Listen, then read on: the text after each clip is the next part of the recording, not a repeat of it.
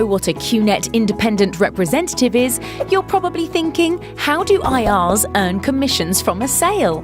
There are many exciting ways to earn when you join QNET. As an IR, you can build your own sales team of IRs and earn from the product sales they achieve, or choose to sell QNET products and earn retail profit. The most successful IRs do both. So how do you earn retail profit? You sell QNET products to retail customers. Who are the retail customers? Retail customers are consumers who are not registered independent representatives of QNET. They could be anyone who likes QNET products and buys them for personal use.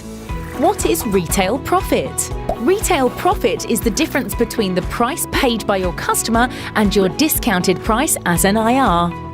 Retail profit varies by the product, and as an IR, you can earn up to 20% retail profit from every product sale you make to your retail customers. Now, when you register as a QNET IR, the first product you buy will be at retail price. Then, after you buy products with at least a minimum of 500 BV in total, all your next purchases will be made at the discounted IR price. This means that you'll earn retail profit when you sell to retail customers and save when you buy products for your own personal use. The more products you sell, the more retail profit you will earn.